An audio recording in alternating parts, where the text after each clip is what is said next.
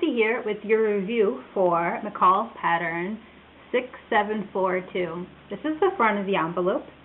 It's a dress with a high-low hemline, and if you turn it over, it actually is two patterns in one. It's that same dress from the front and also a pattern for the slip.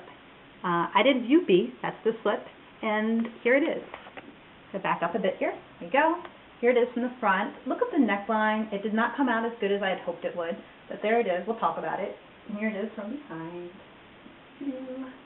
Ta-da. I'm going to go put on some more clothes, and I'll come back to you and talk to you about my sewing experience.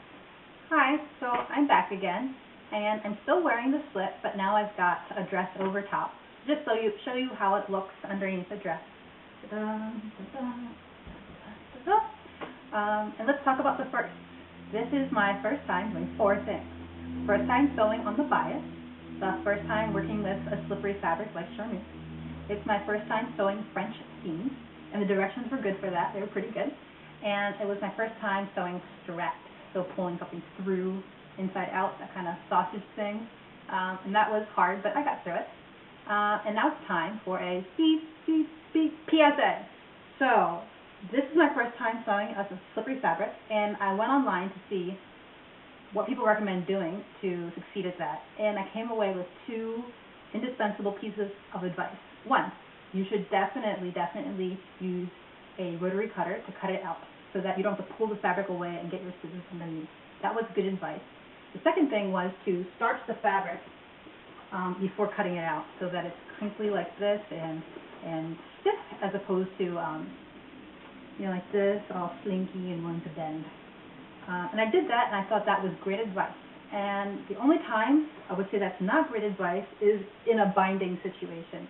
So if you look at the neck binding, it's a tiny bit loose, and it kind of makes a little bit of an outline. And you don't want to have your slip showing, either peeping out underneath, haven't had it yet, or just giving you a panty line or an underwear line. That's not ideal, and that's, I guess, my fault. So here's my advice to you. Since it couldn't stretch with the starch inside of it, if the starch still inside the fabric, my recommendation is to, step one, make the binding. Before you do any of the other directions, make the binding first. That's the first thing you should do. And then after you make the binding, like make it, don't attach it, just make it, then wash out all the starch, lay it out to dry, and then do all the other directions. And then when you get to step 8, it should be dry enough to attach. And then stretch a little bit since all the starch has been washed out. That's what I would do, and I will do the next time I sew this up. Let's talk about the pros and cons of this particular pattern.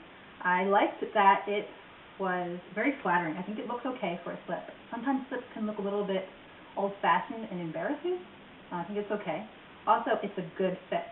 I made 12 on the top and a 14 on the bottom, and I cut a 12, and I think because on the bias it's got a bit of give, and I think it makes more sense to match up top and let down below be a little bit snug.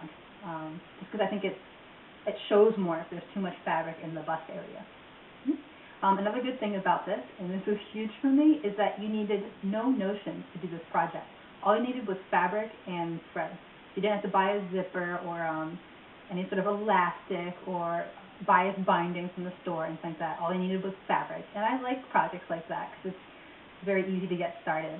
And the one big con for me is that there was no advice for working with charmeuse.